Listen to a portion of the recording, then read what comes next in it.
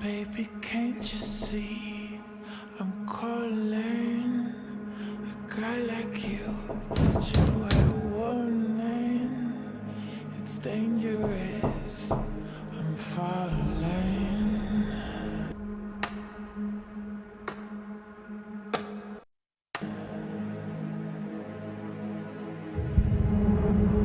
There's no escape.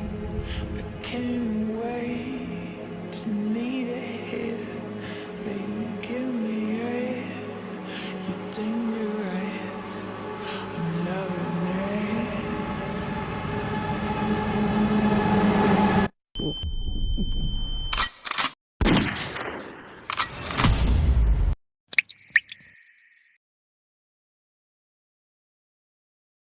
Aya's mouth was continuously bleeding out, resulting in the handkerchief becoming completely drenched.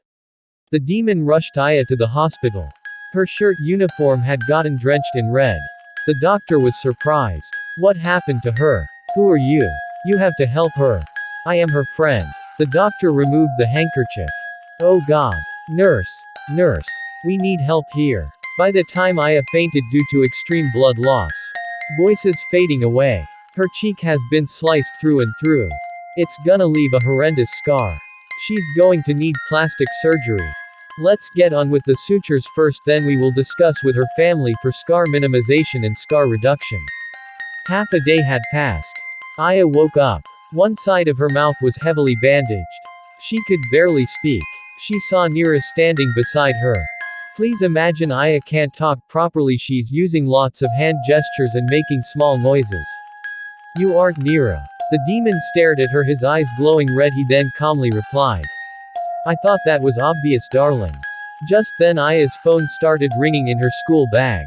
It displayed Dad. Aya picked up the phone. Hugh. I received a complaint from your teacher, Aya. It looks like you have been missing classes. Mind telling me what's going on? I am sure you can provide me with a good reason, dear. The stone-cold voice was mixed with tints of accusation and condescension on the speaker, made Aya flinch. I. Aya was stammering again. Santa looked at her, then spoke. Ah, Mr. Sheng Xian, I am Aya's friend. I see. Can you give the phone back too? Uncle Aya's in hospital. What? What happened? She's injured. Please come to Bioin Hospital. Alright, I am coming. The phone clicked. Aya's eyes brightened. Her father was coming to see her. It has been a long time since she met her dad face to face. Her father was always busy. Too busy with work to attend to her emotional needs. But today her father was coming to meet her. Aya felt ecstatic despite the place being in hospital. At least he was coming to see her cause he is worried about her. That means he still loves her. She was almost humming, a warm feeling spread across her heart. By the way, what excuse are you going to give him? The demon shot a questioning glance. Fell on the ground, I suppose. Yeah, darling, let's roll with it. Santa commented, scoffing at his contractor. While fixing her blanket and pouring water for her. Here, drink. Why don't you tell him what you are going through? He is your parent, I am sure he will. You don't have to think about it. I will handle it. Yes, I saw you're handling pretty well last time. When they were bickering, a handsome man in charcoal gray suit entered.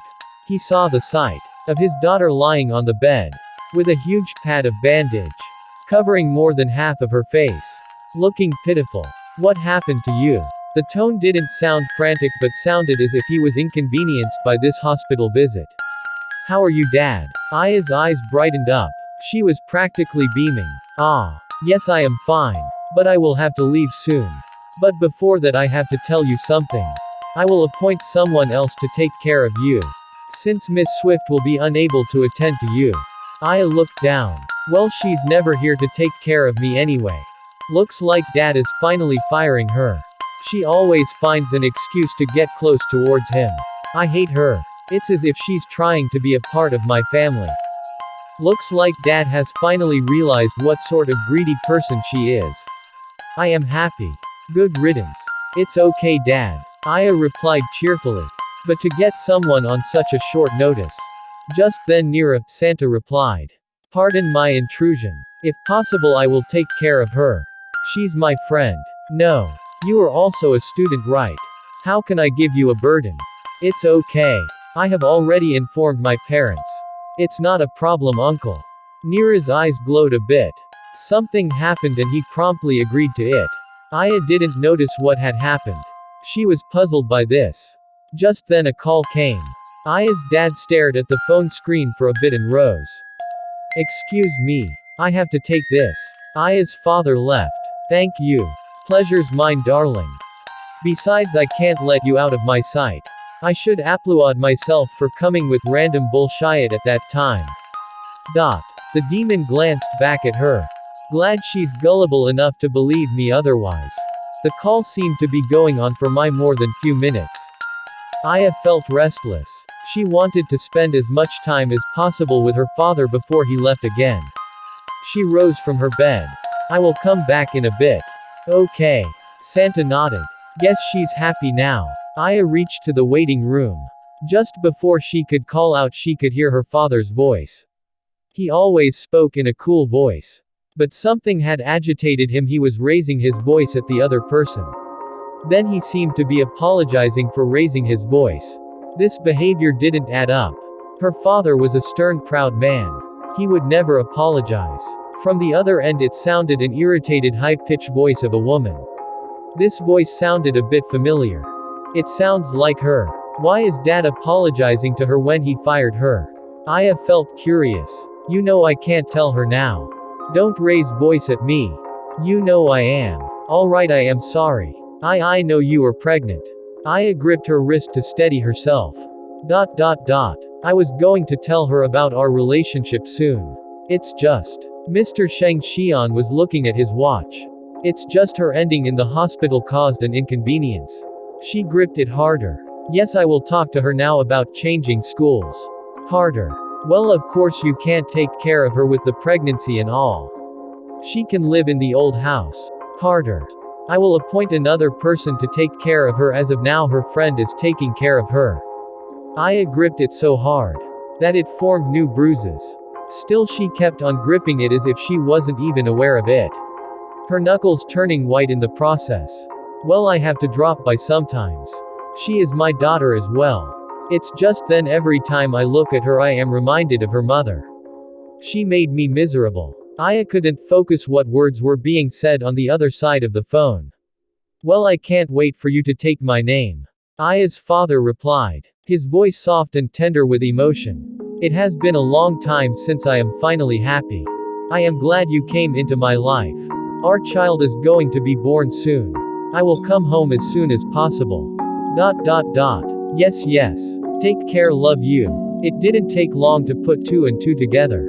Just then Aya felt someone gently placed their soft hands at each side of her head covering her ears. Whispering closely against her nape. Why don't you come back to bed? I am sure it's better than standing here. Aya felt like she couldn't move. Someone had attached the weight of 1,000 suns to her ankles. Aya, let's go. Come on. Before she could understand what was happening, she saw someone was almost forcefully dragging her out by holding her hand to bring her back to the bed. Aya didn't resist. She didn't make any reaction, she just blankly followed. Hey, talk to me. Santa kept on moving his hands in front of her. In an attempt to get any reaction. Aya just sat still like a stone. Just then her father entered.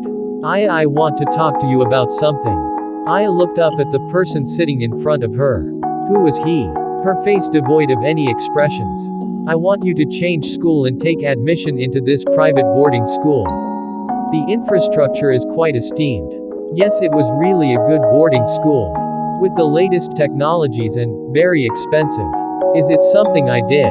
I am not forcing the issue as of now. Just tell me, what did I do, Dad? The school is pretty good with the most significant faculty. I swear I will change, I will do whatever you ask. So I will still give you time as of now. Do you have any questions? Once your wound heals I will speak with you about this matter again. Don't thr. Just then another call came. Mr. Sheng Xian hurried up to attend the call. This time it looked like it was from the office. In the end he forgot to even ask what caused the injury in the first place. Aya couldn't even manage to get a single word out then. Something snapped. Was I just thrown away? Aya tried to breathe again. As if she was holding her breath this entire time.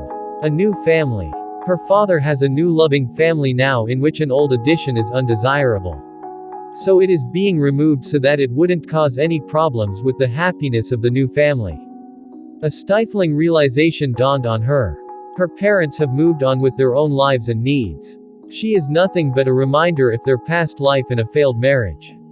The demon stared as her father left while having some final talk with the doctor outside.